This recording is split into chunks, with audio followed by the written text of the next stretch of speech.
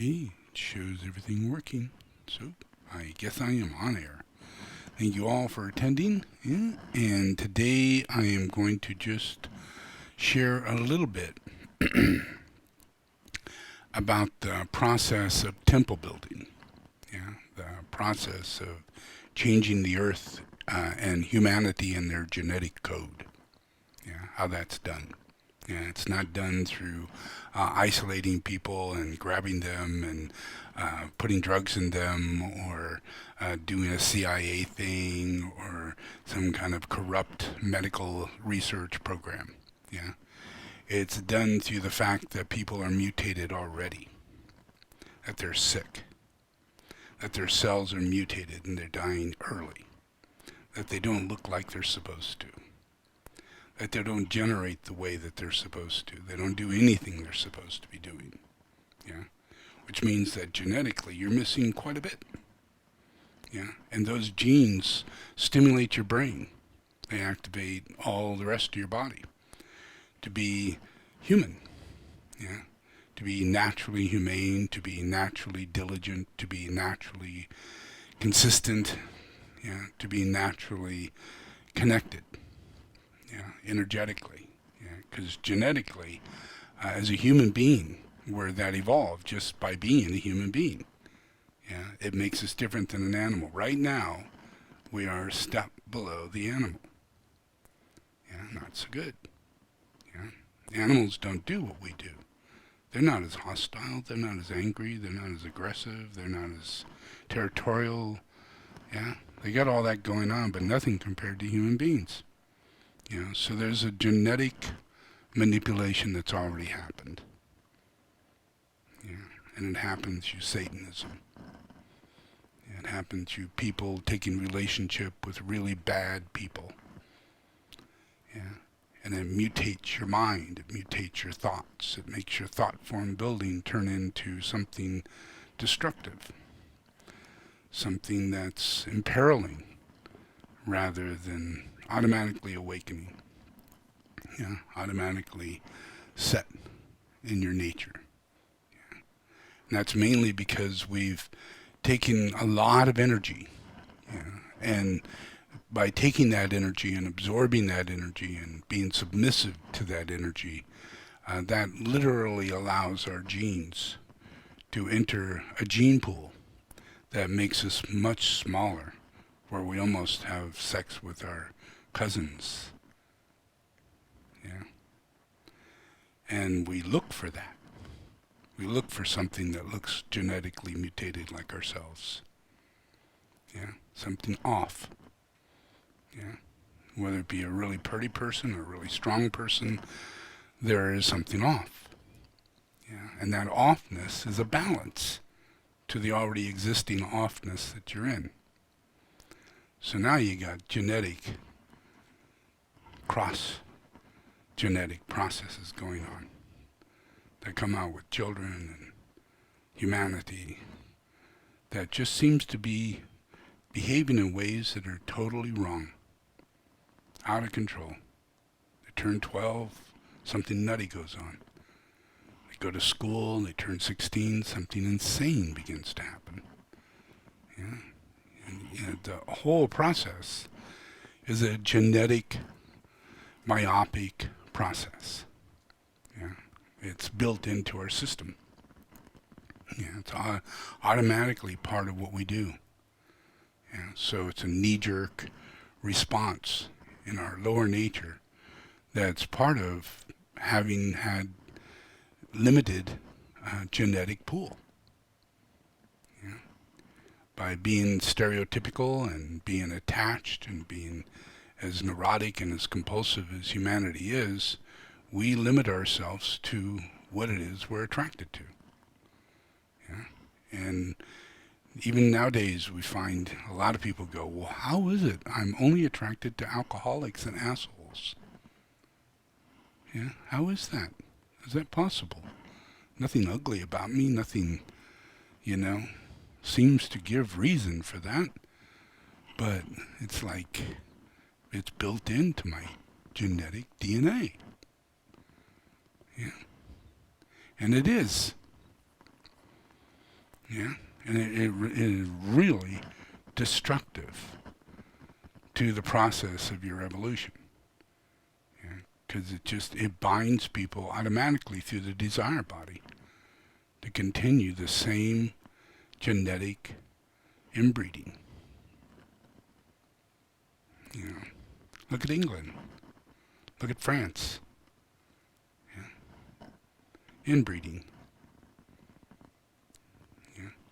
And if you inbreed enough, and they found this out to be true, there was a group of people in America that were isolated since the Civil War, the end of the Civil War. And they never saw society for 100 years. And that's true. In America, that happened. Yeah. And these people came out in society, kind of find out they've been screwing all their brothers and sisters and aunts and uncles, and they've got a genetic pool going on that's totally different than the rest of the human race.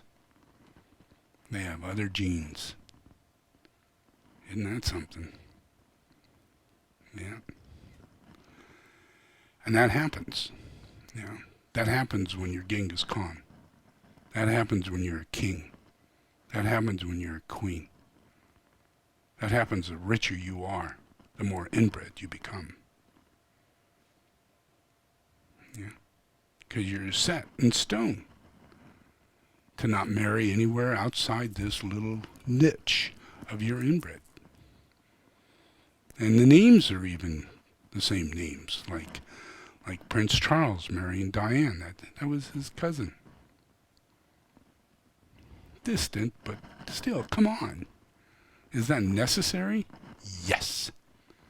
Yes. Yeah. Because he was a certain high person in the kingdom of England. And you can't marry a commoner, because that's what happened to the King of England. He married a commoner, and he left his entire throne and went off and married some American woman, and that was the end of him. Yeah. So if you look at the relationship of the kings and queens of England, they got a whole bunch of mutated misfits. That's been their history. They used to lock them up. They had one that was in there for a long time. A hideous little thing. Well, actually a big thing. Yeah. He just seemed to never die. They just kept feeding him. He keeps living. They hide him and hoping no one ever finds out. But it did leak out. People did find out that there was a prince locked up. Yeah. And just because he was retarded. Yeah. He was retarded because he was inbred. Yeah. And the story goes on and on and on and on and on. Yeah. Yeah. So process of inbred, it goes to India too, goes to China, goes to Japan. Yeah. You're in a caste system in India. You got to marry your cousins, your aunts, your uncles, people who are of the same genetic dubious characteristics. Yeah. And that's why it's so hard for us to come and incarnate and think that we have free will. Because it's genetically built into us to be stereotypical and be looking for our inbred mates, calling them soulmates, because it's so freaking important. So important. Yeah. It's the fulfillment of your destiny in life is to get stuck in your inbred situation. You know? It's true. And it really sucks. It really does. And it creates a genetic process that really does change the development of the God particle, the God atom, God consciousness, the amount of consciousness that moves into bodhisattva is a genetic process. Yeah, you simply don't have sex with other people. Yeah. And you lose the desire to have sex with other people. Yeah? And if you do, it's totally in a tantric state. It's not in a desire body state. It's in another state of consciousness. Yeah? It doesn't lead to a sixth ray process. It doesn't lead to hostility and anger. It doesn't lead to all kinds of things. It certainly doesn't lead to wanting to have children. Yeah? That's only if you want to. Yeah? It's freedom, free will. You don't have sex just to have children, like in the Catholic Church. You cannot have sex without the intention to have children. Yeah? But that's not true. We're quite evolved, The one thing we do have choice in is whether or not we give birth to another human being. Yeah? And if we do, it is an enormous responsibility. Yeah? But when you're in this inbred scenario and you're just looking for someone at 16 years old and you're a princess and a prince and you've gone wacko, then there's not much hope for the things I got to say. Yeah? Because it's really about not just dispelling glamour, but it's about dispelling the genes that are inside of you. To wake up and connect to genes that are waiting to grow. Yeah? Regenerate. Yeah? Create the genes that are meant to be there in the first place. Rather than continue on with this degenerative value. Now, you start off dead. You start off as though you're an old person. Yeah? You're only 5 years old and you're getting older every day. Yeah? You're 10 years old, you're getting older every day. You're 20 years old, you're starting to look like you're going to be 50. You're 30 years old, you're already leaping into 60. Good grief. There's a genetic problem here. Yeah? Too much mind over matter. It matters too much. Yeah? This illusion, of mates and relationships and all those kind of things. It's all built into your genetic code. It's like inbred means that you have to be switched on for breeding. Yeah? And when you're really, really at the lowest level of the human being, you're here for breeding. If a king, queen wants you, you're here for breeding. Yeah? The more the merrier. Bigger the fields, the bigger the tax. Yeah? Those are my people. Does it make sense? That genetic manifestation is a delusion pressured onto humanity to create something that is not their choice. But it becomes a burden, a circumstance. Bam, you're 16 years old, you're fulfilling a delusion, you're pregnant, you're having a baby, you're tied down, you're divorced 5 years later. Yeah? And you keep doing this. Yeah? Yeah? And it's all based on a genetic disposition. A genetic disposition. Yeah? How are you going to kick that? Yeah? What spiritual envelope are you going to open up that's going to change that genetic disposition? The only one that does that is Christ. Yeah? Christ changes the relationship of whether or not you are connected to your mother or father, or are you connected to his mother and father? Yeah? And from that point, it's not a genetic misconception. It's not a glamour that you're fulfilling. It's not fulfilling of any of the glamours, because those are what is genetically in the process of this weakness in our genes, is that it's very, very aligned to the glamours, to the vices. Yeah? Because the genes make us desire sugar. The genes make us be alcoholics. Yeah? The genes make us be perverted.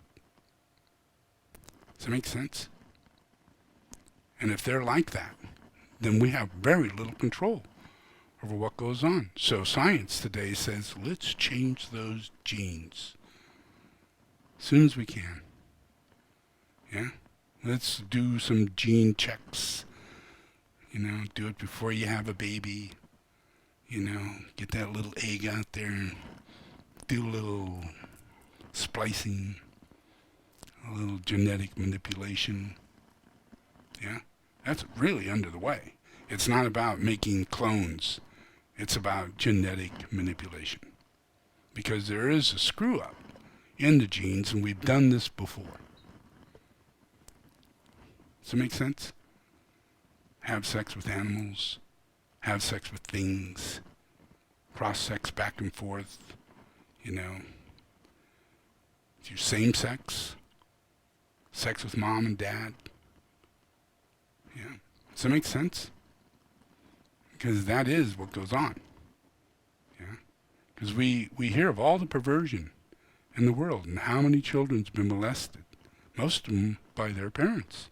Most of them by their relatives. It's bad enough to think you're gay. It's bad enough to think all this is going on. But it's incest. That is major intense. Hard to rationalize that one. Yeah. But it goes in with the genetic process. Just like the desire to drink blood or think you're going to be a vampire and having been a cannibal. It's a genetic process. It's built into the mind, into the desire body. And if you do things, you create a miasm that changes your genetic disposition, and you then have miasms. If you have a lot of insanity, psychosis, if you have a lot of venereal diseases, if you have tuberculosis and it becomes rampant within your system, then you're born with the potential, homeopathically, of having a weakness along the line of tuberculosis or psychosis, and those become part of your characteristics. When you're weak, you act like you're a person who has TB or psychotic. And simply because it's a miasm. It's a genetic disposition, energetically, infused in that weakness in our system. Yeah. And we look all around. And it doesn't matter if you're a philosopher or if you're a poor person. It's all homeopathic. All of it is energetic. All of it is miasmic. All of it is healable. Yeah? Yeah. Because it's a genetic disposition. That's how homeopathics work. But they raise the vitality and they change your genetic disposition to not be that constitutional weakness. Changes your genetic dispositions. May take 10 years, but the vitality changes from the dark side of that genetic disposition into the light to where you're freed up and you're no longer anything to do with it. And you're free. You're another person. You're not a sulfur. You're not a arsenicum. You're not a nature mirror. If you know anything about homeopathy, you'd understand what I'm talking about. Because there are 12 main characteristics that are found in tissue salts, and those characteristics are also found in the main characteristics of the vices inside of people. And they have diseases that are involved with them, from psychosis to perversion to psychobabble, all kinds of crazy ass shit. And these are the normal 12 tissue salts found in every living human being. Tissue salts. So just by our own tissue salts, if we think negatively, any one of those could be the negative characteristic that we're developing. Yeah? Yeah, so it's meditation, homeopathy, vibration.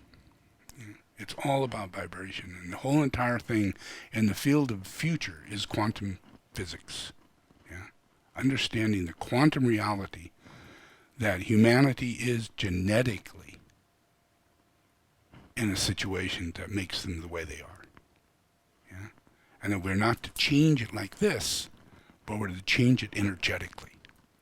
Freeing the person up from all the sins of the past that moved us into those things, that gave us all those miasms and all those weaknesses and all those genetic dispositions.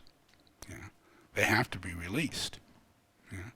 Because if they stay the same as they are, they go into the earth, and the earth has miasms, and travels into the plants and the animals. And then we're all going like, why are we using so much oil? Yeah. Why are we behaving like this? Yeah. Because we're connected. We're connected to the plants and the animals. We're going to lose the bees, and we're not going to ever make any sense of it. Yeah. And frogs are going to go away, and we're not going to make any sense of it. Yeah. All kinds of bugs are going to come out of nowhere, and we're not going to make any sense of it. And it's all elemental and vibrational. Yeah. And unless everybody kind of listens to what I'm saying, this is always going to be a completely misunderstood situation, and will always be ignorant, and will never be on the side of being in control of lower nature. And that means nature in humanity, nature in fire, yeah, nature in the weather, yeah, nature in the process of war, yeah, nature in the distribution of money, yeah, and ecology, economy, yeah, same thing. Yeah. But it has to be holistic. It has to be wholesome. And you don't get that unless the people are genetically in right relationship. It is something that's built in our system, and for us to think clearly and do clearly, we have to be vibrationally healed. Yeah? Not by me writing a book or giving you constructs as to what you got to do and not do. But it's got to be done vibrationally. So I've been doing that every life. That's all I do, is that I do vibrational healing. Yeah. So in this life, I built Shambhala, the building that we're in, yeah, and the different forms that are around us, which, a lot of people just go, oh, yeah, everybody's got a monastery, and, there's all kinds of spiritual places, there's all kinds of planetary healing places, oases, retreats, very spirit angel havens, all kinds of things people say, yeah. But what if I can explain why Stonehenge is Stonehenge? What if I can explain why the Great Pyramid is a Great Pyramid? What if I can explain every great, mysterious thing on Earth through this system right here? Yeah? Because we're all one in this system. The mysteries. All the mysteries you cannot figure out because of ignorance, because of this genetic process you've got going on. And yet all around you, you've got all my temples, and you've got all my history. It's all everywhere. But your genes are all screwed up. Yeah. So you don't have any identification with your creator that created your genes. Yeah. Yeah. So building this is the only reason, I build this, is to change your genes. To influence the change in your genes. And that requires a very specific science. Yeah? And I got to do that by making forms, I got to make a monastery, I got to give teachings, I got to teach about the ray, I got to do all this stuff as a science. Yeah? A science that really doesn't exist. Yeah? It's a science about God, it's about science about rays, it's about science about the essence of energy that's locked inside your atoms that creates the genes in their correct order. As Bodhisattva, which is your perfect nature. Yeah, it's not like, oh, I could choose to be human or Buddha. Yeah, you are already Buddha. Problem is that you've genetically got some problems. Yeah, and that's why everybody in the human race can't recognize the avatar when he incarnates, because there's such a difference genetically between the avatar and the human. So even though the avatar does all they do and it leaves behind an enormous history, it takes hundreds of years for the human to begin to realize what happened and who was here. Yeah. It takes that long for the vibration to get in such a dense, ignorant field. But it gets in there. It gets in. Yeah. Slowly but surely it gets in. Yeah. But that's only because it changes the genetics inside of people, and that 100 or 200 years later, they're not the same dense genetic people they were when they weren't liberated when I was here last. Yeah. So every incarnation changes the genetic disposition of humanity. So since Buddha, for 2,500 years, since Buddha, since Babaji, yeah, the entire human genetic process has changed dramatically. You can see this archaeologically. You can see it in the skulls, the body frames, all around the planet. Yeah, all of it changed from 2,500 years to today. Yeah, we have a completely different structure, and where our minds think completely differently, and our whole process has changed dramatically. And it sped up hundreds of times since 1951. Yeah, all the way, 2,500 years up to 1951. Up to then, there was war and all kinds of things, yeah, constantly, all the way to 1951. Then all of a sudden, 1951, the genetic disposition inside of people changed to peace, to ecology, to higher evolutionary technology, to advancements in technologies, almost to the point of as though we're being told how to do this by extraterrestrials. It's so advanced. It's crazy. It's got to be extraterrestrials helping us out. Yeah? And it's not. It's genes. My genes. Yeah? Yeah? They move faster than yours. Yeah? They think they're alive. Yeah? They don't have doubting thoughts. They don't look at another person as a separate person from myself. Yeah? Ever. Yeah? It's a very confusing thing when people actually experience another person as separate from themselves. To me, it's a very confusing thing. I understand it because of the genes. Yeah? People have had too much of this gene stuff. You know, they've had sex with everybody. You know, you've had everybody's baby. Yeah, you know, it's just like too close. That makes you really envious, as though the other person's trying to take your power. Yeah. Does it make sense? Yeah. That influence of being a mother, or being a father, or being a daughter, or being a son, it's very draining. And it has a constant influence of thinking, my whole life has been just taken up by this. Yeah. Then you die and reincarnate, and you meet that person again. Yeah. Yeah. And you have no idea that this is the world that you live in. This is really what it is. Yeah. And you have jealousy and enviousness and emotions, just simply because you were burdened in so many lives of taking care of people. Yeah. That it weighs on you. So when you try and relate to anybody, there's this great big thick chasm of pain, of suffering, you know, and you can't get around it because it's true. It's really existent. You got 10 kids. Try living that one out. Happened very often. People had 7, 8 children, you know, dragging them through the fields, you know, come on, get to work, wake up, school. No one goes to school. What are you talking about? You know, we're farmers. We don't go to school. You know, it's not what we do. Yeah, those are the rich people. Yeah, true. Yeah, we have sex with our cousins. You know, because no one else will have sex with us.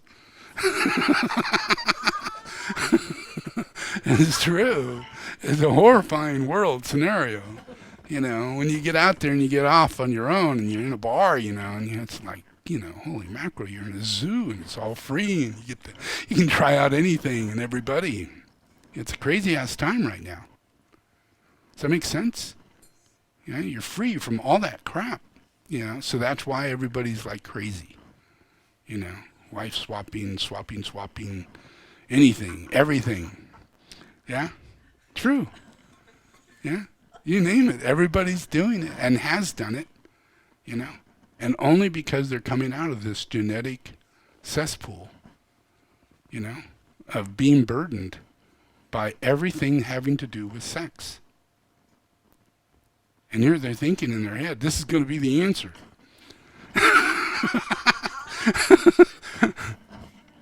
And it's the last thing in the world that's the answer. It's not the answer. Yeah, you can get through the whole night without it. And wake up totally healthy. Yeah? Without a headache, without any, you don't lose anything. Yeah? It's true. But there's a part of humanity that has been so drawn into this process that, this Prince Charles, oh, I want this guy, and you won't fucking stop. Does this make sense? The whole world is driven by this sixth ray process. That's the desire body. Yeah? And it's genetically in us. And the only real way out of it is the healing, the vibrational healing that comes with Buddhism. Yeah? My kind of Buddhism. Yeah? Because I don't like, you got to do it this way. But I'm trying to teach and tell you that these are causal things. And if you can become aware of what it is I'm saying, then you yourself can make your own decisions. Make your own choices. Yeah? Yeah? And you'll find yourself to be a lot freer. If you realize and you look around, that, the one I'm attracted to in my last life was my mom. So I should lighten up. Yeah? Because even in this life, you're looking for someone who's like your mom. So imagine what it's going on inside your little psychic self when you go into a bar and who you're picking up. Yeah? Guy or a girl. Yeah? You're picking up relatives. Does that make sense? Yeah? Mom, dads, and uncles, brothers. It's freaky. So it's best to kind of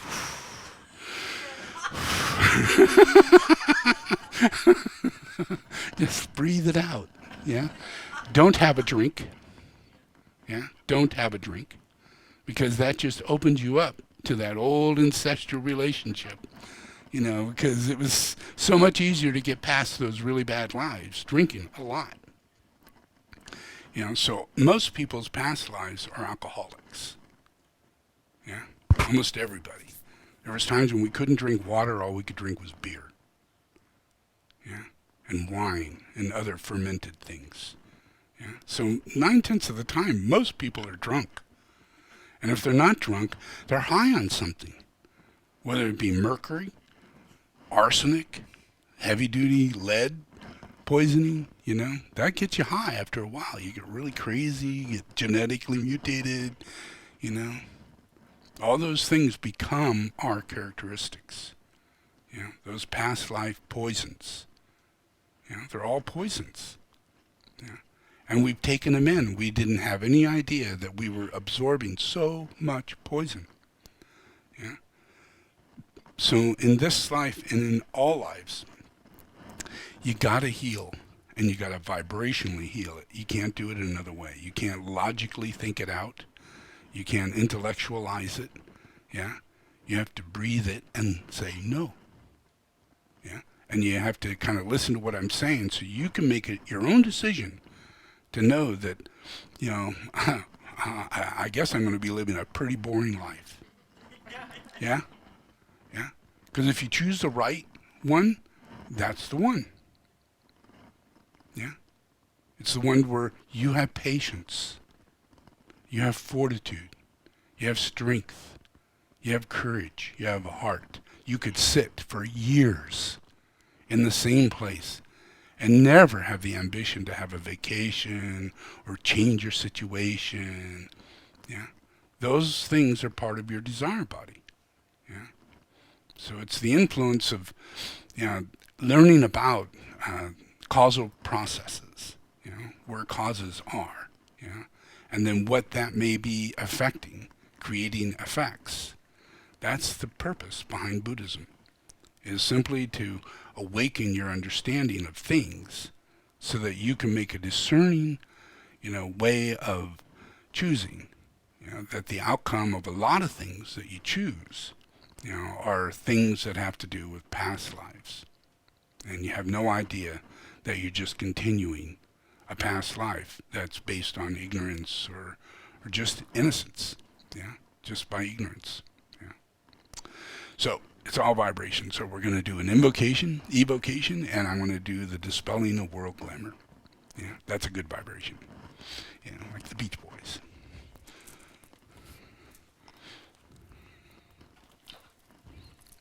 So I'm going to have, I gave these Dorje Chung pills to all the Sangha. Yeah, and I have some more coming, and just gave some to the Sangha in Omaha, and I've got some more that's going to go to Glastonbury.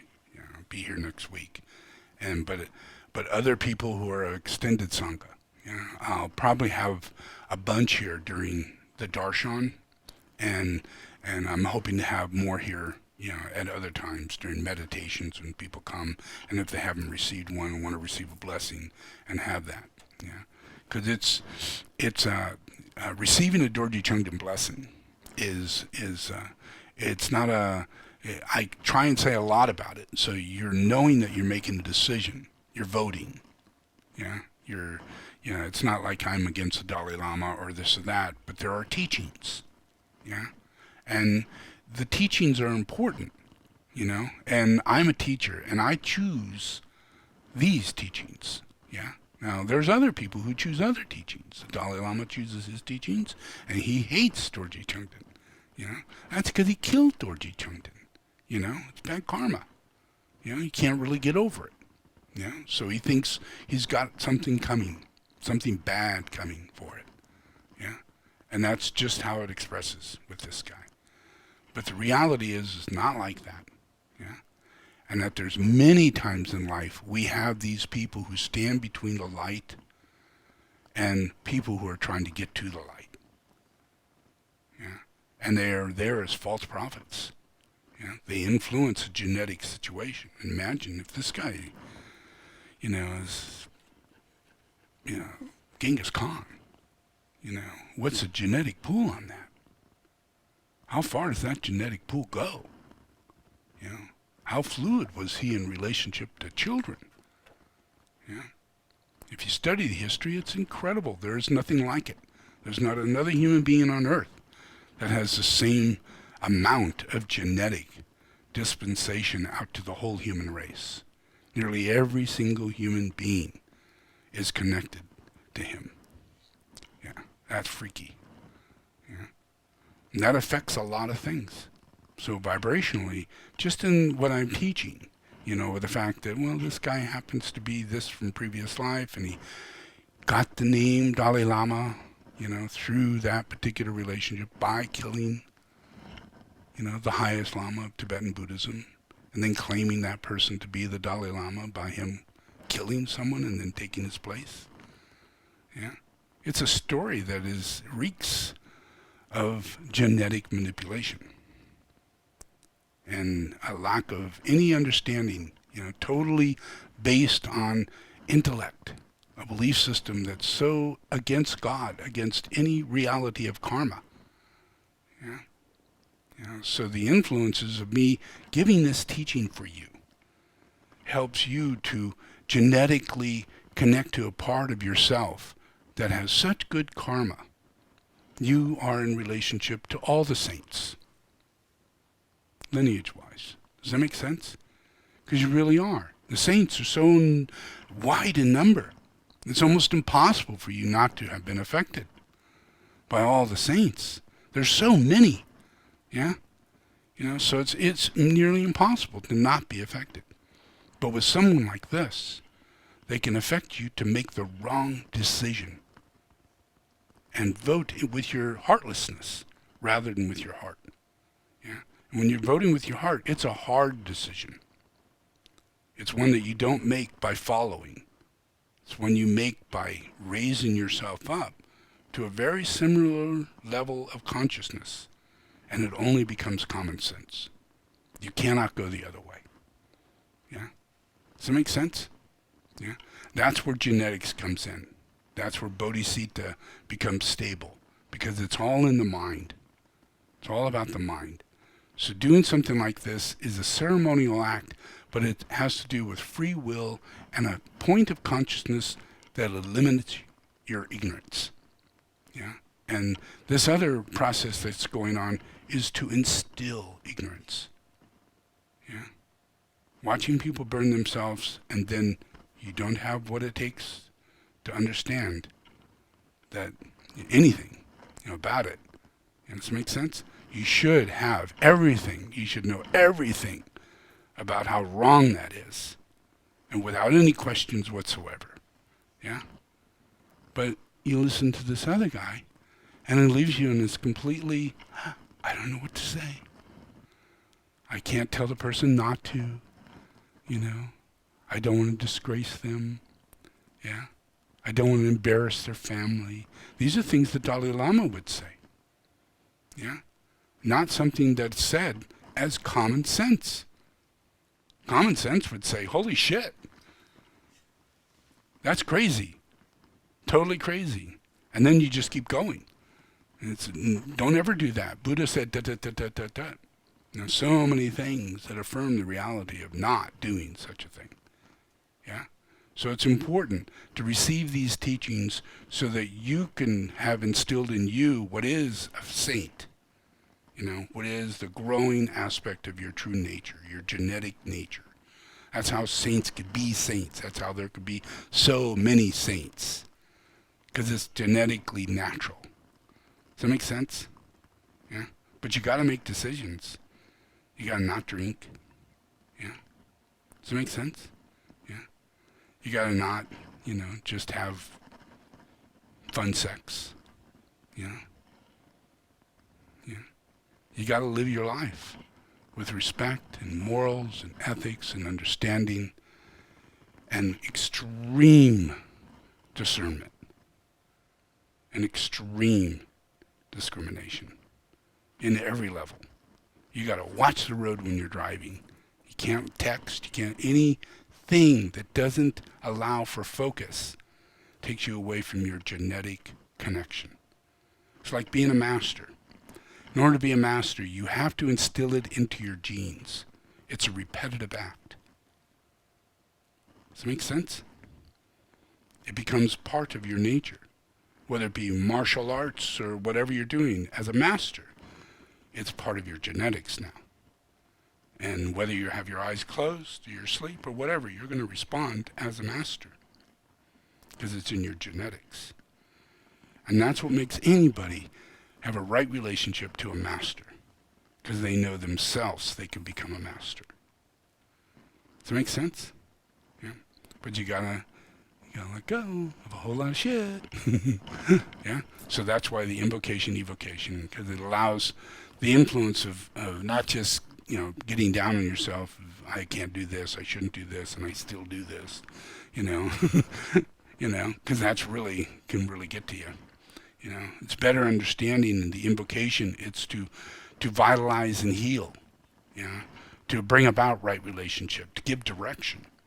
It's not about you being the one who's making this change. It's about you're making the ability to allow what it is that's coming in to make that change. And then you begin making that change because it's in relationship to the teacher. Because every time you go, no, I'm not going to do it, it's because Christ said. It's not because you thought. Does that make sense? It's not an authority thing. It's common sense. And if you have common sense with Christ, you're doing pretty good. Does that make sense? Yeah? That's why I'm here. That's why I'm talking rather than writing books and shit. Yeah? That's why I do all this vibrational medicine. Yeah? So that it could be part of what can make sense. Because it's all about telepathy and intuition. And if it's not something that's through common sense, through a common vibration of intuition, not bunch of, what you think you got to do, but what you do instinctually, then it's not the truth. And every single bit of all of your evolution is going to follow that line of truth, that path. And anytime you go off of it, you're going to have to go back to it. There's not another path. Not a million paths that lead you to Mecca. It's not true. They just a long way around. And then you go life after life. And no one's ever found it yet. So I don't believe in that one. There is a path. And it's a hard path, and it requires the invocation, evocation to know that where it says, guide me into the right activity in the plan, which is one of the first things it says, it's not kidding. Yeah? Yeah? Because you yourself is looking for your cousin.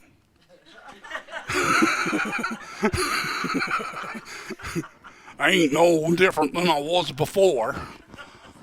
She's so pretty. I see her in my dreams. It's got to be a heavenly angel. Oh God, please, people, just relax. Chill. You'll see a whole other new way of seeing things. If you let go and let go and let go, you'll find out that in your past you were given poems that were satanic. And you had no idea that your mom and your dad and all these people were saying these terrible satanic things to you. And they didn't know it. They were rhymes. They were everything that caused all the curses in the world. And they were all little rhymes, you know. Yeah. You know, like, what was that? Ashes, ashes, all fall down, you know. And it's all about, the plague, you know. Come on, some kid in a rocking chair in a tree. What? What's that about? How about Hansel and Gretel with the witch and get into the, what? What are you talking about? Get to the end of the story. What? What are you talking about? Does it make sense? Yeah, and if you really listen to this shit, it's the same in music. Same poem, same asshole, same Satanism. Leading you to drink, leading you to all these ridiculous characteristics, yeah, that are all part of a genetic process that have to do with twisting people and guiding people. Yeah, so you're either guided by God or you're guided by something. Yeah, does that make sense? Yeah. All right then, let's relax. Okay. Okay, just repeat after me.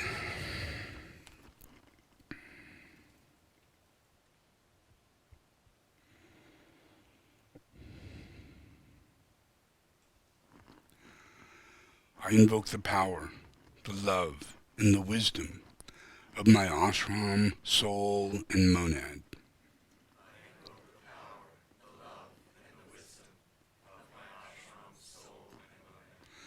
To guide me into the right activity in the plan.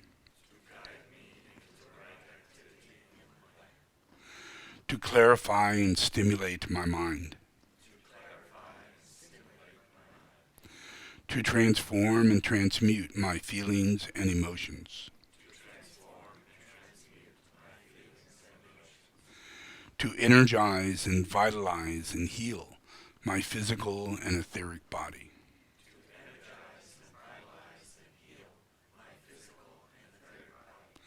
So there is a normal flow of energy in my physical and etheric body.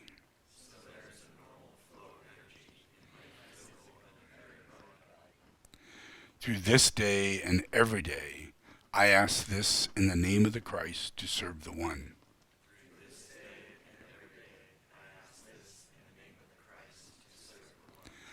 All in the name of the Father, the Son, and the Holy Spirit. Amen.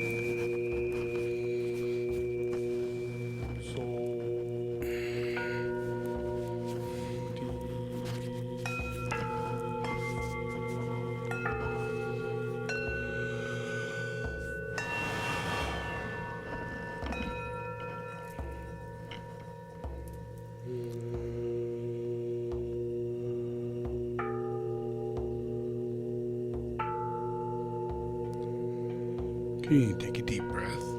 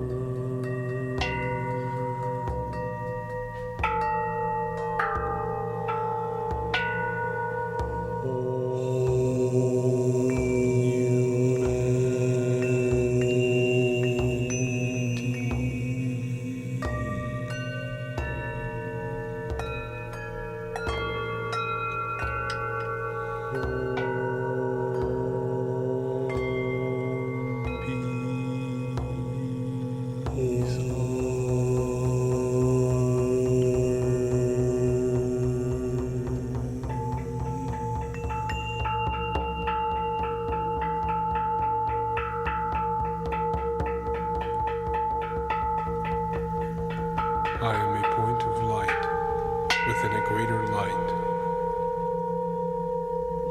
I am a strand of loving energy within the stream of love divine. I am a point of sacrificial fire, focused within the fiery will of God, and thus I stand. I am a way by which men and women may achieve. I am a source of strength, enabling them to stand.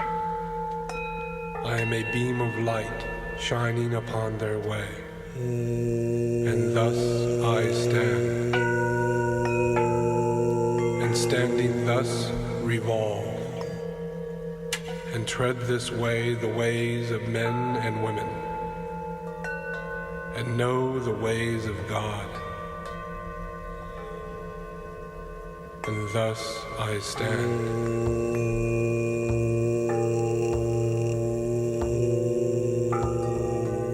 The of the light prevents the appearance of the glamour of physical strength.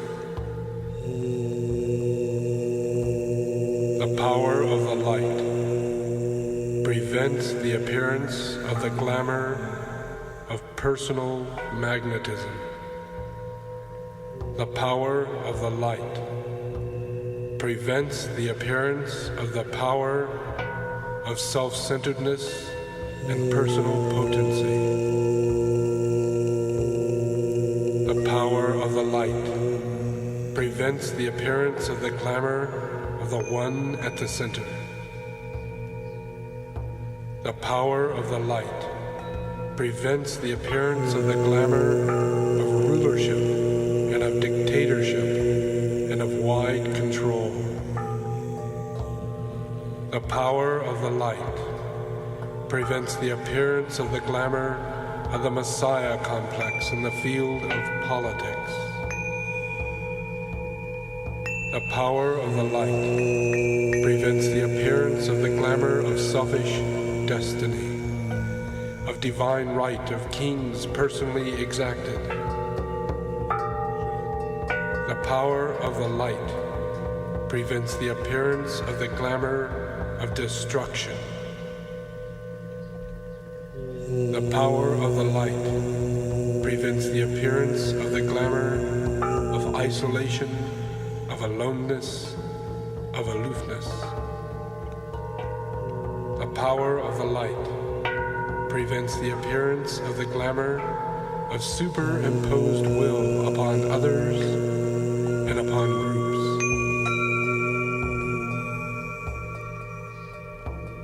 The power of the light prevents the appearance of the glamour of love, of being loved. The power of the light prevents the appearance of the glamour of popularity. The power of the light prevents the appearance of the glamour of personal wisdom. The power of the light prevents the appearance of the glamour of selfish responsibility. The power of the light prevents the appearance of the glamour of too complete an understanding, which negates right action. The power of the light prevents the appearance of the glamour of self-pity. The power of the light prevents the appearance of the glamour of the Messiah complex in the world of religion and world need. The power of the light prevents the appearance of the glamour of fear based on undue sensitivity. The power of the light prevents the appearance of the glamour of self-sacrifice. The power of the light prevents the appearance of the glamour of selfish unselfishness. The power of the light prevents the appearance of the glamour of self-satisfaction. The power of the light prevents the appearance of the glamour of selfish service. The power of the light prevents the appearance of the glamour of being busy. The power of the light prevents the appearance of the glamour of cooperation with the plan in an individual and not a group way. The power of the light prevents the appearance of the glamour of active scheming. The power of the light prevents the appearance of the glamour of creative work without true motive. The power of the light prevents the appearance of the glamour of good intentions, which are basically selfish. The power of the light prevents the appearance of the glamour of the spider at the center. The power of the light prevents the appearance of the glamour of God in the machine. The power of the light prevents the appearance of the glamour of the devious and continuous manipulation. power of the light prevents the appearance of the glamour of self-importance from the standpoint of knowing, of efficiency. The power of the light prevents the appearance of the glamour of harmony aiming at personal comfort and satisfaction. The power of the light prevents the appearance of the glamour of war. The power of the light prevents the appearance of the glamour of conflict with the objective of imposing righteousness and peace. The power of the light prevents the appearance of the glamour of vague, artistic perception. The power of the light prevents the appearance of the glamour of psychic perception instead of intuition. The power of the light prevents the appearance of the glamour of musical perception. The power of the light prevents the appearance of the glamour of the pairs of opposites in the higher sense. The power of the light prevents the appearance of the glamour of materiality and overemphasis of forms. The power of the light prevents the appearance of the glamour of intellect. The power of the light prevents the appearance of the glamour of knowledge and of definition. The power of the light prevents the appearance of the glamour of assurance based on a narrow point of view. The power of the light prevents the appearance of the glamour of form which hides reality. The power of the light prevents the appearance of the glamour of organization. The power of the light prevents the appearance of the glamour of the outer which hides the inner. The power of the light prevents the appearance of the glamour of devotion. The power of the light prevents the appearance of the glamour of adherence to forms and persons. The power of the light prevents the appearance of the glamour of idealism. The power of the light prevents the appearance of the glamour of loyalties, of creeds. The power of the light prevents the appearance of the glamour of emotional response. The power of the light prevents the appearance of the glamour of sentimentality. The power of the light prevents the appearance of the glamour of interference. The power of the light prevents the appearance of the glamour of lower pairs of opposites.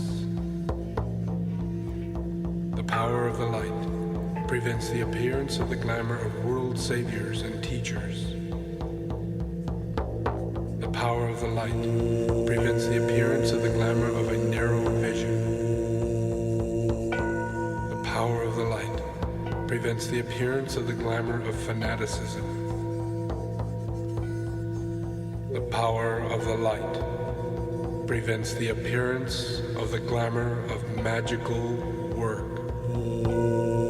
The power of the light prevents the appearance of the glamour of the relation of the opposites. The power of the light prevents the appearance of the glamour of subterranean powers.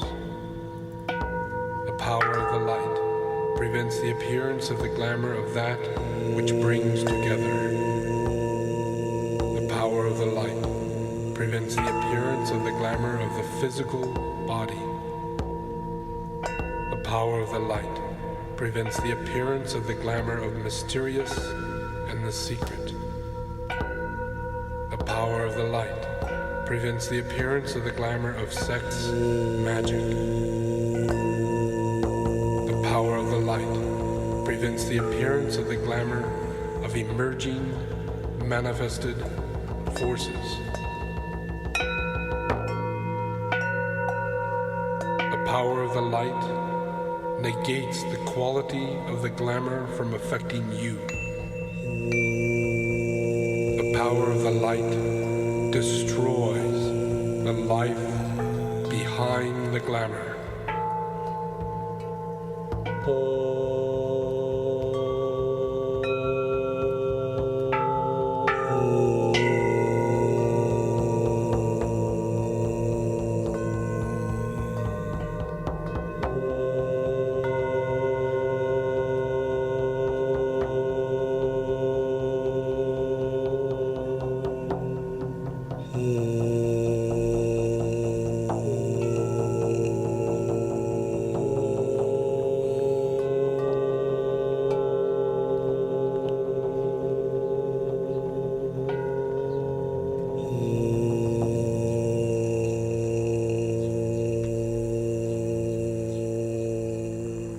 As a soul, I work in light, and darkness cannot touch me.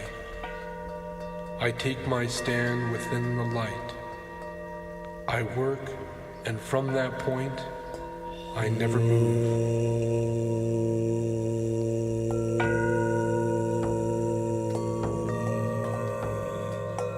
The light is one, and in that light shall we see light. This is the light that turns the darkness into day.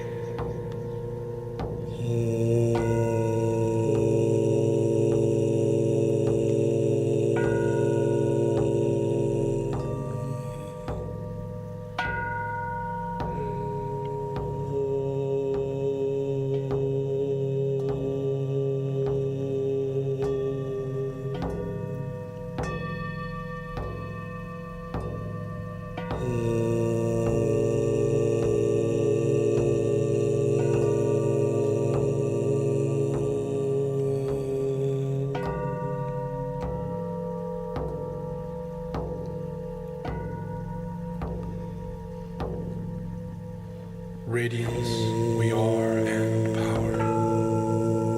We stand forever with our hands stretched out, linking the heavens and the earth, the inner world of meaning and the subtle world of glamour. We reach into the light and bring it down to meet the need. We reach into the silent peace and place and bring that from thence the gift of understanding. Thus, with the light, we work and turn the darkness into day.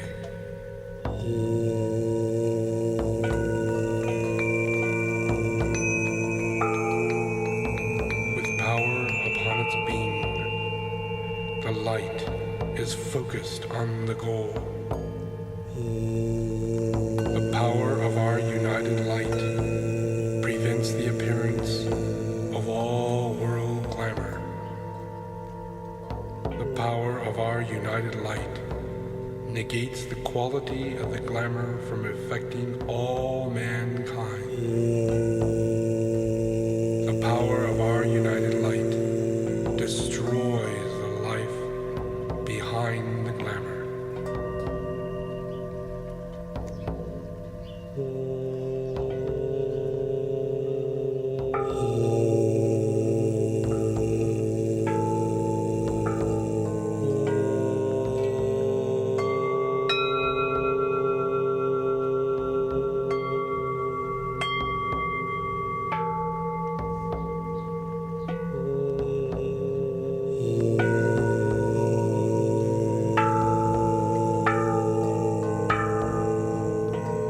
So let it be, and help me in my own life to end all glamour and untruth. So let it be, and help you in your own life to end all glamour and untruth.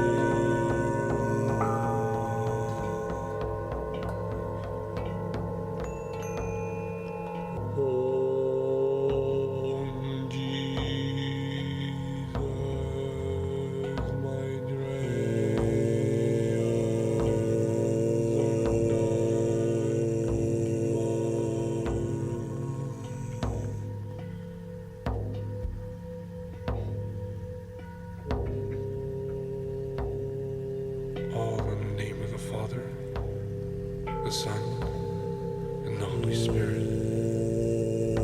all in the name of the Mother, the Soul, and the collective consciousness of humanity.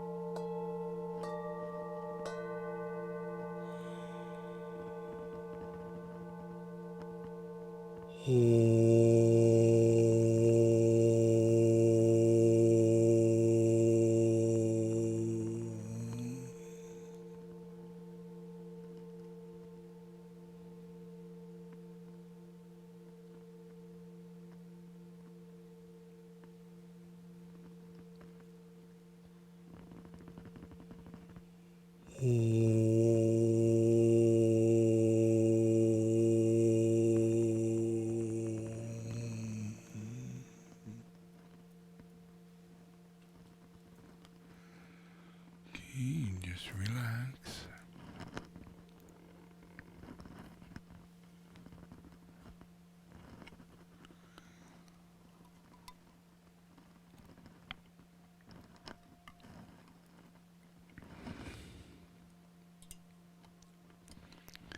Okay, go ahead and open your eyes. I'm going to play a video, which is more or less a kind of a slideshow, yeah. And it's about the building, basically, of this pyramid, yeah, and two domes, yeah. And the basic principle behind my design is that it's more than what it looks like, yeah. It looks like a pyramid, but it's more than a pyramid, yeah. It's actually an extremely ancient temple building, you know, that was done by the ancient Indians, it's done by mound builders, it's done by India and Egypt. It's been done for a very long time, yeah. And so there's a reason why things are underground here. Yeah, it's not because I think that there's going to be a Holocaust. You know, it's a place for us to hide, or it's a good place to walk around when there's bad weather. And it's, even though I hear that, you know, it is. It's a nice place. When it's snowing outside, you can walk through the tunnels, you never notice it. Yeah, you know. But the reality is that it's an energetic field. It allows air and elements to move freely from kiva to kiva. Yeah, there are 6 kivas, yeah, that encircle this pyramid, which is a square. Yeah, and underground it is a square. Yeah, so in that square, that holds a geometric circumference of the energy that goes with the circle. Yeah, so it's a circle and a square is the 2 geometric forms that are going on, but both of them are underground. So it's a point of sanctuary below the kingdoms. Yeah, below the kingdoms. You're not thinking you're above. Yeah, you are below. Yeah, you're a part of everything. Yeah, and you come from everything. Yeah, so the design is designed that soul therapy takes place underground. Yeah, in the process of the kivas. Yeah, so it's to happen, or the making of wrapping, or making of Metatron forms, or the creating of the tools. All that is done or should be done in the underground. Yeah. That's the purpose of it. It helps the person in their elemental state to relate to the reality of the service that they're in and the elements that they're changing. Yeah, the influence that they're changing, because they're working in relationship to a solar principle that is moving in a clockwise way. Yeah. And underground, that makes a very big difference. Yeah, when that energy is moving like that. Because it allows the earth and all the animals and all the flow of everything on earth to be moved by its natural flow. It's like you're sitting there and you're not doing anything but appreciating the flow that does happen. Yeah. So current to flow happens underground that you're not aware of. An electromagnetic flow that takes place. Yeah. So I've designed everything here to where it has an underground status. Yeah. Then on the above ground, everything that is above ground is a pyramid of the exact same proportion. Yeah, whether it be the domes or this pyramid. They are all exactly the same pyramid, all with exact same proportion. Yeah. It's emphasized on the outside circular pyramids to have pyramids in each corner with earth weavers that amplifies the influence of all the kingdoms on earth, the insects, the animals, the vegetables, all the kingdoms on earth are moved through these crystals. And if you go and look at these crystals, you'll see that there's an enormous amount of black soot right underneath the crystal. And that's because all the elements that are moving all the way through this earth, back and forth, up through the tip of that crystal, are being purified. They're all being pushed out. Yeah? So an enormous amount of debris is taken out of the insects, taken out of the animals, the suffering that they go through every day. Yeah? All the things, whatever you think might be right or wrong, there is wrongness. Whatever wrongness there is, I'm blessing it. Yeah? And I know this is what I'm doing. Yeah? I'm not doing the thing you think. Yeah? I am very responsible for the influence of this planet. Yeah, so I created a system that does that. So I had to create 2 kivas and a square pyramid all at the same time. They all had to be blown up and built at the same time. Yeah. And then pyramids had to be put on top of the domes at the same time. Even if they didn't have cement underneath them, they had to be built. And all the rest of the outside pyramids were all laid out and built without any cement underneath them. They all had to be lifted up, and then cement was poured because time was absolutely imperative to make sure that all the kingdoms felt supported. It was really important. Yeah. And it drove everybody crazy because you can't imagine how hard it was to make these pyramids. Yeah, to cut them, to make them 6 times we had to do this, and usually 1 a month. Yeah, right, Lars? Yeah, that's the way it was, wasn't it?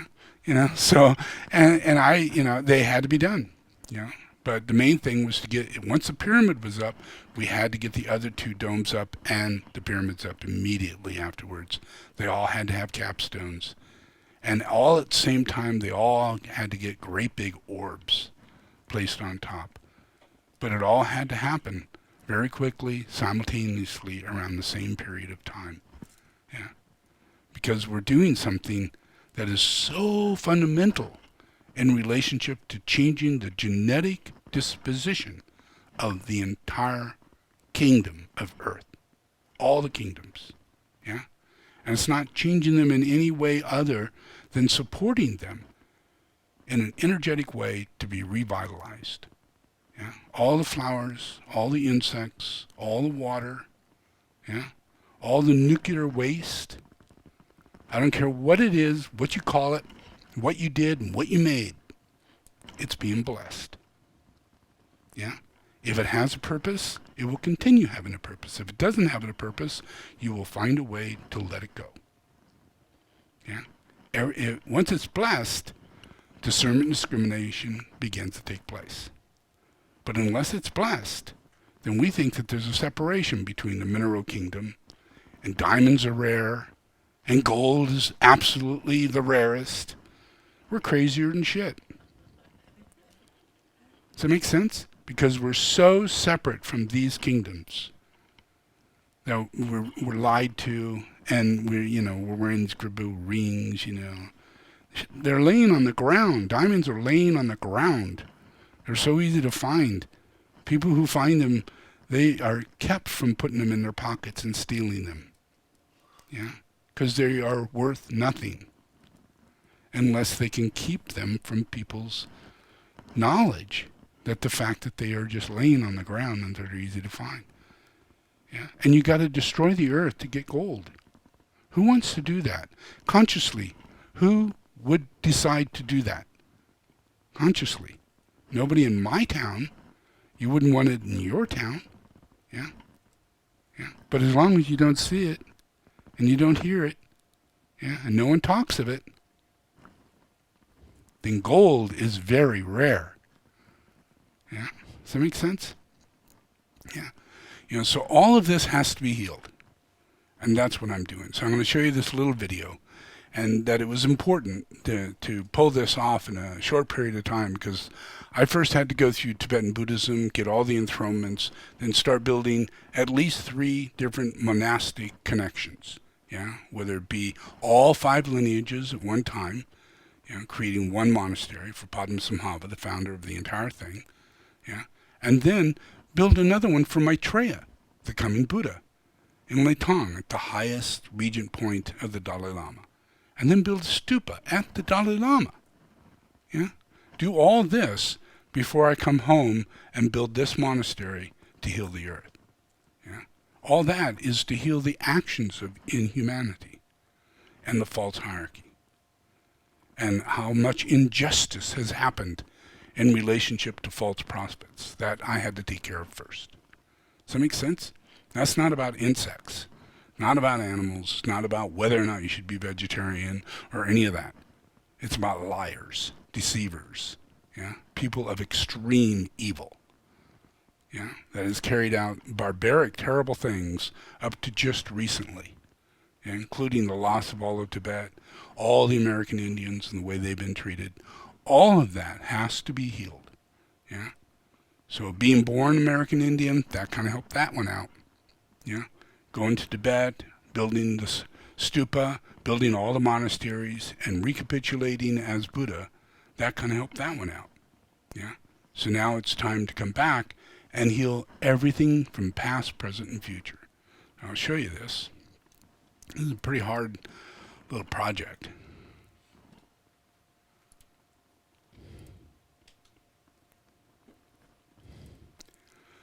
We were given this international award, Sakyamuni Award, for Buddhism, and then we're given another award, same time, same people. And it's like the Karmapa got the same award, and it's one of the highest awards in Buddhism. Yeah, and it's done by the heads of India. Yeah, so this is the beginning of where we were at in building Shambhala. It's just a piece of dirt, the top of a mountain, yeah. But every single bit of it was architecturally designed by me, yeah. Every bit of it, every single bit of it, yeah. So everybody had to follow what it is I was laying out, where it had to be. The point this pyramid had to sit had to be right here, yeah. And then the dome has to be right over here, and another dome has to be right over here. And I actually physically laid it out that way. And then I architecturally drafted it out. Yeah? So all of it is a step-by-step process of facilitating an energetic healing system. So here we have a dome. Now all this construct, the main thing is that it's done to the size it has to be, to the size of the planet that it is. It has to be a very specific size. The domes have to be a certain radius. The circle has to be a certain radius. The planet is a certain radius. Everything has its specific relationship. I have to be in Kelseyville. I have to be on top of this mountain. Yeah? All of that is a connection that is part of building the temple. Yeah? All that has to be put together. Yeah? We have to be the most conservative, eco-efficient system put on the planet, which I did. Yeah? I sent everybody to school to learn how to build monolithic domes. Yeah. Instead of hiring monolithic domes, we actually sent people, and we got our own company. Yeah. We built our own domes. I designed the pyramid and how it would be structured. Yeah. So it's not a wooden pyramid. It's not this or that. It's an extremely accurate pyramid that's designed to withstand over 1,000 years of existence. Over 1,000 years. Yeah. It won't burn. Yeah. Even the outside structure of it is made in such a way that it is fire retardant. Yeah. All the domes are fire retardant. I mean 100%. So no matter if we have a major fire, the only thing that's going to burn around us is the wood. And the rest will remain as it is for hundreds and hundreds and hundreds and hundreds of years. We're at the very top of the mountain. So the fire works its way down like this. Yeah. So it would only be just an hour at any period of time in the area that we're at. And that'd be it. Yeah. So we are not in any danger of most people on this planet. Yeah, even in this local area.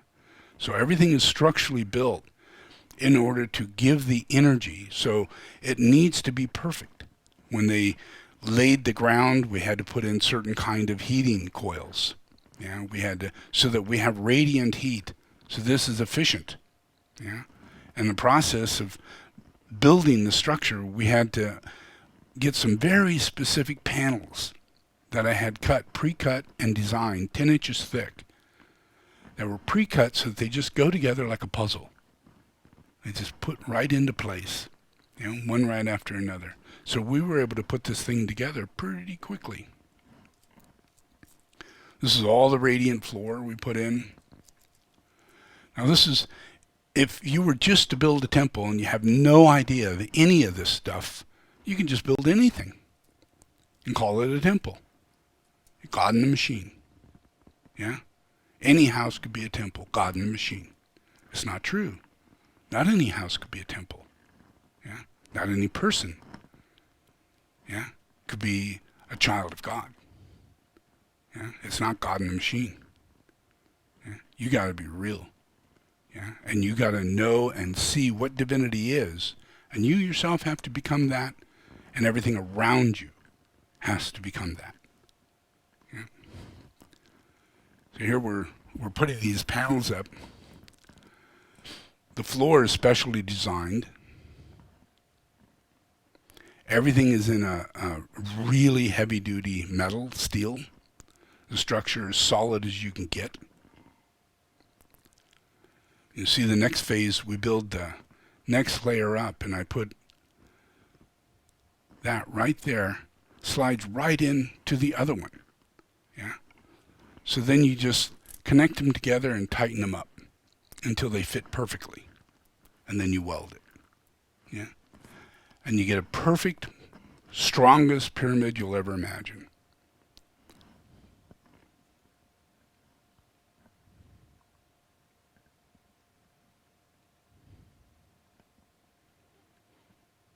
Then we just keep going. And we start putting more layers up.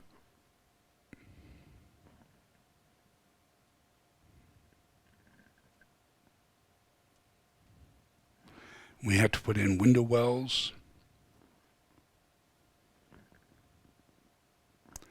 Because the whole bottom floor is underground. But it has to have fresh air, has to have windows, has to be like normal. So we have skylights coming in that allows for really nice light to travel through the tunnels. Yeah, so you don't really know that you're underground. It looks like you're, outside. Yeah. So within a short period of time, pop, we got a pyramid. Yeah. And with the structure that it is, we just cut the windows out. Bam, we got windows. Yeah. And throughout the whole thing, we know where all the wiring is going. It's already pre-drilled. So we know exactly how to put the wiring through very quickly. Yeah. Now we have to build the domes. We have a north dome and a south dome, and all these are monolithic. They're all made of cement. We lay the structure. We're talking a lot of cement here in Shambhala. This place is to last. It's like the Great Pyramid, made of cement.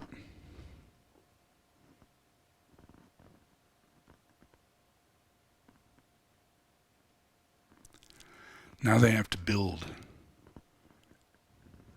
So they go inside and they start building all the walls. Now they have to cover it.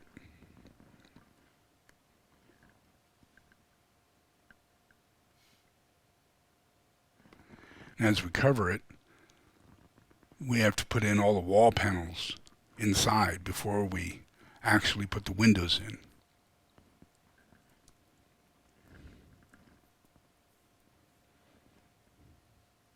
None of this has ever been done before, so it's all like, how are we going to do that? So like here, we have to bring all our panels in this way. And imagine, you got to climb all the way up that wall. All of it is roof. Yeah, it's a heck of a fun thing. I mean, really dangerous. But it takes a lot of guts, to do it right. You got to keep pushing them and getting it done right. Every single thing's got to be done right. You can't just do cheap. You can't do a little bit. It's got to last for a long, long time. Because my thing is that I reincarnate. And everybody in the hierarchy with me reincarnates. So there's a whole bunch of tukus with me. So if I can establish this and keep this as it is, the very first phase is to build this, and then there are hundreds of phases after that, which are the reincarnation phases, where we actually get really well known for thousands of years. Yeah, and it's the answer to the mystery of what everybody's talking about. Oh, Tibet, Himalayas, Shambhala, all that. Yeah. It slowly but surely does externalize. Yeah. And all of the Himalayas externalize. Yeah. But it gives reason as to why America is America. Why is America the number one nation in the world? Why is it every nation wants to be democratic? Why is it that this nation was actually ruled by American Indians who created the Congress, the House of Representatives, and the Senate, and the presidency, before there was ever such a thing? Now, all that was done by American Indians. Told Thomas Jefferson, explained to him clearly, to the point to where it was written in. Even today, if you go to Washington, you'll see that on the Declaration of Independence and the writing of the what do you call it? What's that called? The Constitution. It has written on there that this is pre-written by American Indians. This is taken from American Indians, every single bit of this. Yeah, that's pretty cool. That was just done a few years ago. So now we're putting paneling, that you all know. Yeah. But if you imagine in making a pyramid, there are choices to be made. Well, what should it be made of? Yeah. What should the paneling? Should there be paneling? What's the outside? Should it be brick, stone, like in India? Those different things. Mine was to be what it is because it could be done normally. This is something I've designed so that people can have this structure as a home. Yeah, they can have these domes, including pyramids, as a home. Yeah, not just as this is the only temple on earth and the only place on earth, and these are the only solar forms on earth. I'm the only guy with pyramids like this.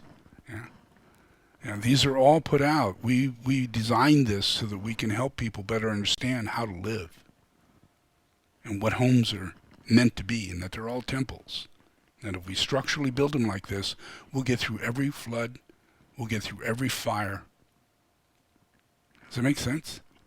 Because these things will last. They'll stand up on a tornado. And we got our nice road.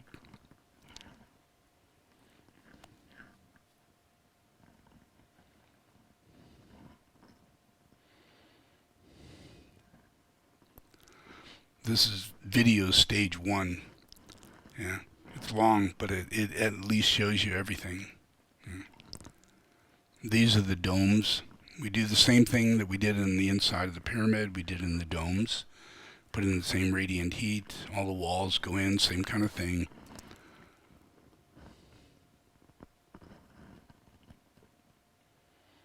And these walls are just like here. They're about 10 to 12 inches thick.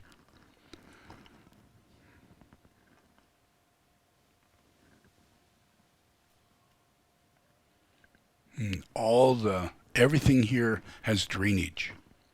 Yeah, all the cement that you see has drainage underneath it. So there's these little drain points that all the water goes and then goes out. Yeah, so we have that. And then I had these special pyramids made to go on top of the domes, not just for look, but they're specific in 51 degrees, and they align to the pyramid that's going to go above them. And this is going to turn into an elevator in 2 years, that stairway. This is the second set of domes.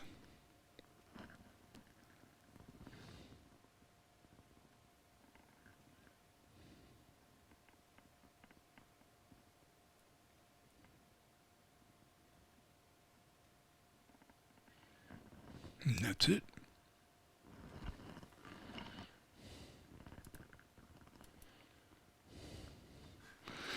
So that's a little bit of Shambhala. Stage 1, yeah. The other ones show you so much in relationship to how much we had to do in order to create the circle, and then we had the ponds, and then we have all these other things, and building the pyramids on top of the domes, and the structure of making those pyramids. Wasn't that fun, Lars? Yeah. Yeah, because every time we had to come up with the engineering design as to how will this pyramid hang. Here we've got a pyramid, but are we just going to have it as a pyramid, or are we going to have a capstone with it, or is it going to have like levels to it and hold itself structurally, or is there just going to be one solid pyramid? Yeah. And what I came up with was to focus on the one solid structure with a capstone, and then put an orb on top of that, and fire stars and everything else to keep cooking it up. Yeah. So that's what we have.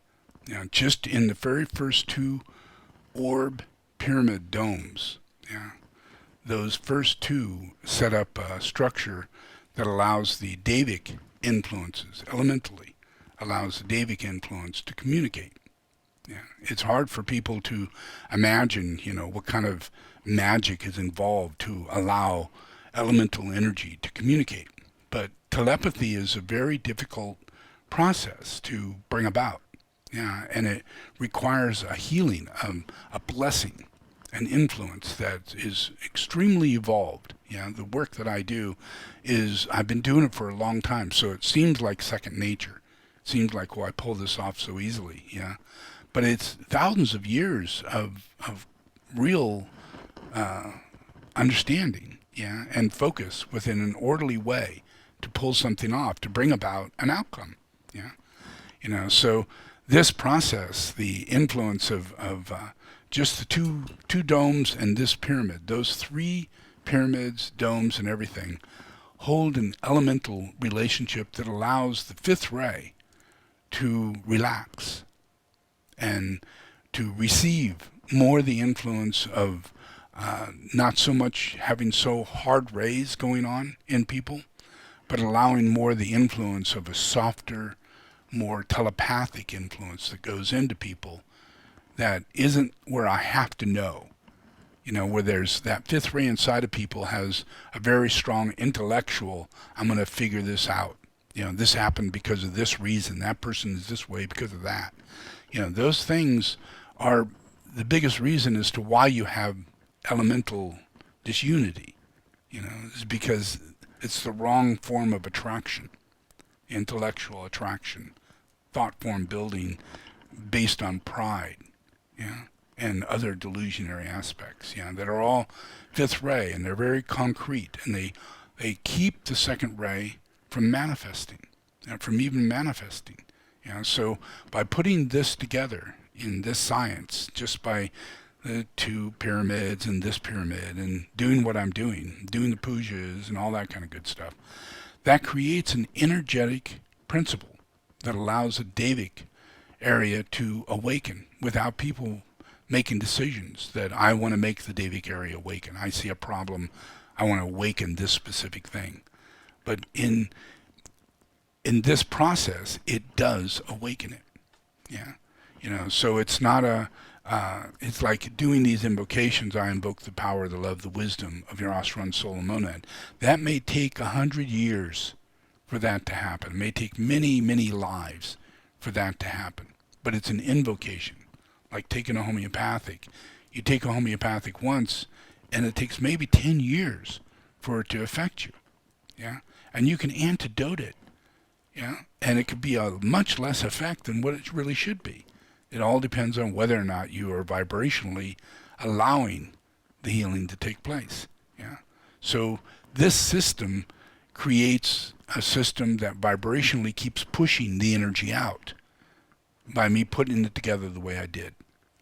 Putting together a very strong pyramid, and then slowly but surely putting together a pyramid here and a pyramid there, a capstone up here, capstones there, and then orb up here, orb there, and then music up here, music there. All these things are simultaneously going on in cycles.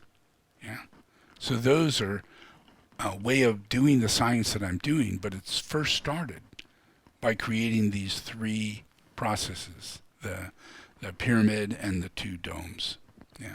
By creating that, and everything that first initiated that changes the elemental process enough to where we can be supported energetically to continue building this temple. Where if it isn't done right, and all things aren't right, then you attract to you a lot of imperil, a lot of negativity, a lot of things that doesn't allow such a great thing like this to manifest. I mean, this is an expensive process, and it takes a lot of energy, a lot of time, and you really got to be consistent. Like I'm pulling off a dome, a year. I'm pulling off this and that in 6 months. I'm pulling off, a pyramid to be built once a year. And we got to go through everything. You don't just build them all at once, and then you got to build them one at a time, go through hell getting that one done, and then, oh shit, we got to start another one again. And you barely got done. You can hardly get through winter, hardly get through all these elements, but yet I keep pushing for that to happen. And it's in that process that we're keeping up with the elements rather than having shock in a change of elemental processes in humanity. We can have very soothing, healing changes. Like all of a sudden we get a lot of electric cars, where we would be lucky if we got one, but we didn't. We got a whole bunch. Because it was a working out of a plan. And it happens to use ceremonial magic, but it happens in a way of the way that I'm doing it. And the outcome is really big. Does that make sense? So that's the gig. So anyway, enjoy. That's the first phase of the pyramid. That was kind of neat.